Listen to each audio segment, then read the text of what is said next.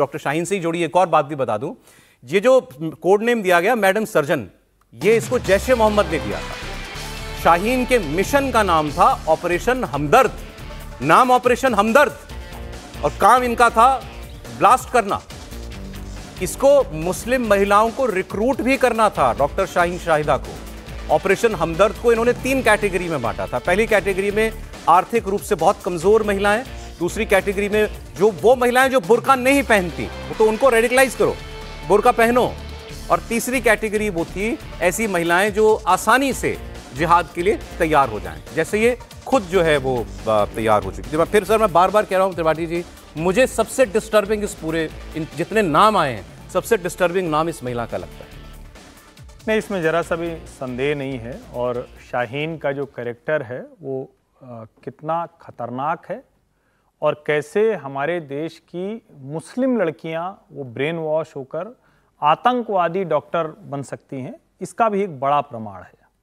अब वो किस समय वो किसके संपर्क में आई वो तो बहुत पीछे से पता चलेगा, तब शायद पता चल पाए, क्योंकि 2012 के पहले की कहानी अभी भी बहुत ठीक से नहीं पता चल रही है। जो समय था जिस वक्त वो अपने पति से अलग हो गई, उसका पति बता रहा है कि ये तो ऑस्ट्रेलिया या यूरोपियन कंट्री में जाकर बसना चाहती थी जिससे लाइफस्टाइल अच्छी हो, थोड़ा अच्छा जीवन मिले। बुर्का पहनती नहीं थी हॉस्पिटल में, मेडिकल की पढ़ाई के समय में बुर्का पहनने में इसको बहुत इंटरेस्ट नहीं हुआ करता। बहुत रिलीजियस नहीं थी, मतलब कोई इस्लाम या उसके हिसाब से बहुत नहीं रहती थी। अचानक उस महिला को क्या हुआ कि वो पति छोड़ देती है। शायद पति छोड़ा ही इसलिए होगा क्योंकि उस मकसद पर निकल चुकी थी। फिर आप जरा सोचिए, लेकिन उसके हस्बैंड ने कहा कि बहुत वैसी नहीं थी, मतलब अतिवादी नहीं थी उस वक्त। मैं इसीलिए कह रहा हूं कि उस वक्त तो नहीं थी, वही वो टाइम है जिसको सही से ही पता चले, क्योंकि पति को तो वो पता है जो उसने बताया। लेकिन क्या उसी वक्त वो शुरू हो चुका था? क्योंकि अगर वो नहीं होता तो भला कौन सी ऐसी हृदयहीन महिला होगी कि अपने बच्चों से बात न करे? पति से तो अलग होना होता है, इसका मतलब ये कि इसके लिए कोई कुछ रह ही नहीं गया। 12 साल से उसने अपने बच्चों से बात नहीं की। और ये आप बता रहे हैं पैसे इकट्ठा किए, ये करना था वो करना था। सबसे खतरनाक जो काम था जिसका जिक्र करना जरूरी है, हिंदू बच्चियों को मुस्लिम लड़कों के प्रेम जाल में फंसाकर उनको इस्लाम के दायरे में लाने की कोशिश करना, जो सबसे ज्यादा खतरनाक है। और ये जो जब इसने बुर्का पहनना शुरू किया, आप तो खैर ये मतलब एक तरह से कहें कि ये तो डिपार्टमेंट की हेड थी ना, बहुत सीनियर डॉक्टर थी, कोई जूनियर डॉक्टर तो थी नहीं। 2001-2 से तो प्रैक्टिस कर रही है 2012 के बाद से। तो मुझे लगता है कि ये कितना बड़ा खतरा है इसका सिर्फ हम अनुमान भर लगा पा रहे हैं। और ये नेटवर्क देश के किस किस हिस्से में होगा, कहां कहां होगा। अब एक डॉक्टर का आया, उसकी मैं कहानी पढ़ रहा था कि उसको रिकमेंड किसी हिंदू डॉक्टर ने किया, उसके बाद उसको जब निमंत्रण देना हुआ तो अपने डिपार्टमेंट हेड तक को उसने नहीं बुलाया। तो कई बार ये लगता है कुछ तो खतरनाक है जो हमारे देश में चल रहा है और जिसको हम सबको सतर्क रहना पड़ेगा। एक बड़ी खबर बता रहा हूं, ये अल फलाह यूनिवर्सिटी जो इन सबके गैंग का, आतंकवादियों का गैंग जहां बना हुआ था, और उसकी जांच ईडी करेगी। बड़ी खबर है, अल फलाह यूनिवर्सिटी की जांच ईडी करेगी। टेरर फंडिंग और मनी ट्रेल की जांच की जाएगी। इन डॉक्टरों के वित्तीय लेन देन की भी जांच होगी। और अभी तो वहां पर क्योंकि इतना फोकस है उस यूनिवर्सिटी पर जांच एजेंसियों का, तो वहां कितने लोगों से बात हुई, कितने लोगों को हिरासत में लिया, ये भी पूरी तरह चीजें सामने नहीं आ रही हैं। कुछ एक डॉक्टर है, डॉक्टर निसार, वो बताया जा रहा है फरार है। एक ऐसा डॉक्टर है जो कश्मीर में एंटी इंडिया एक्टिविटीज की वजह से सरकारी नौकरी से बर्खास्त हुआ और उसको इस यूनिवर्सिटी ने अपने यहाँ पर नौकरी पर रखा। तो एक उसकी भी व्यक्ति की तलाश हो रही है। यहाँ जो इमाम था, जो अल फलाह यूनिवर्सिटी में जो मस्जिद है, उसका जो इमाम था, मेवात का रहने वाला है, उसको भी जो है गिरफ्तार किया है। तो अल फलाह यूनिवर्सिटी में केवल ये 3-4 डॉक्टर जिनके नाम हम बार बार ले रहे हैं वही नहीं है, और बहुत से लोग हैं जो इनके संपर्क में थे या इनके साथी थे। उनकी फिलहाल कुछ लोगों की अरेस्टिंग हुई है, कुछ लोग डिटेन किए गए हैं। और अल फलाह यूनिवर्सिटी की पूरे एक प्रॉपर जांच ईडी करेगी कि भाई ये भी तो पता लगे कि यहीं क्यों सब आ रहे थे। अच्छा आप सोचिए, ये 40%, ये क्योंकि माइनॉरिटी इंस्टीट्यूशन है, 40% रिजर्वेशन यहां पर मुस्लिम्स के लिए था, और उसमें भी 10% कश्मीर के लोग थे। ओवरऑल यूनिवर्सिटी के अंदर 10% एडमिशन कश्मीरियों के थे और 40% मुस्लिमों के लिए थे। तो आप कश्मीर पर और खासकर कश्मीर से लोगों को मतलब अट्रैक्टिव लग रही थी ये जगह पढ़ने के लिए, आने के लिए, और उसमें भी इस किस्म के इतने रेडिकलाइज्ड लोग। तो ऐसी जगह की तो जांच होनी चाहिए। जोड़ दूं सर, में जलालुद्दीन का भी इनसे संपर्क निकलेगा। जब जांच होगी ना तो खबर आएगी कि जलालुद्दीन भी इस नेटवर्क में शामिल था और जलालुद्दीन भी इनको पैसे वैसे का लेन देन करता होगा। जब आएगी तो जलालुद्दीन ने जिस तरीके से रुपये में किया है, ये जरूर आपस में कहीं ना कहीं इनका लिंक होगा। लेकिन यूनिवर्सिटी पर क्या कहना आपको? देखिए, मेरे लिए तो कोई ये आश्चर्यजनक चीज़ ही नहीं दिख रही है। और फिर जब मैं कहता हूँ आप लोगों से, तो आप लोग यही हमसे बार बार कहते हैं कि ये प्रोफेसर साहब तो यही कहते ही रह रहे हैं, और पिछले 12 साल से मैं यही कर रहा हूँ।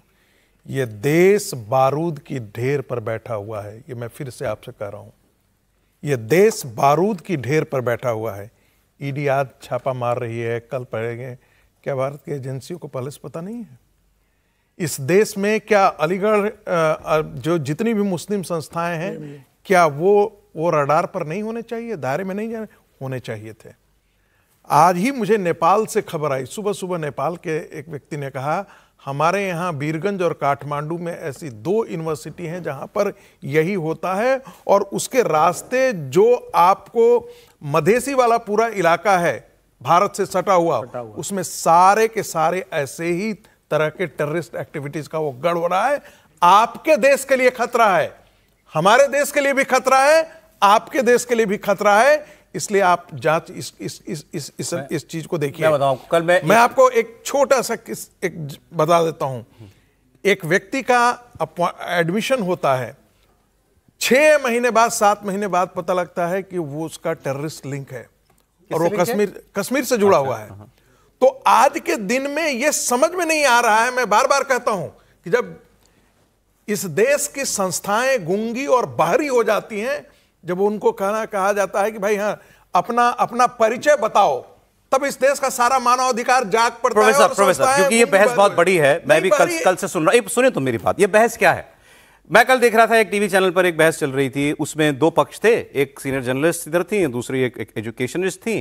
जो जर्नलिस्ट थी वो ये कह रही थी कि भाई इस यूनिवर्सिटी पर तो जरूर कार्रवाई होनी चाहिए, ऐसे डूबियस लोगों को, ऐसे रेडिकलाइज लोगों को इसने जगह दी। कोई क्या इसने बैकग्राउंड चेक किया? जिस आदमी को वहां एंटी इंडिया एक्टिविटीज में निकाला उसको ये नौकरी दे रहा है, तो कुछ भी नहीं आप पड़ताल करते मैं किसको नौकरी पे ले रहा हूं। तो इसका मतलब इसकी टॉप मैनेजमेंट भी कहीं ना कहीं मिली हो सकती है, इसकी प्रॉपर जांच हो, और अगर कुछ निकले तो बंद कर दो इस यूनिवर्सिटी को।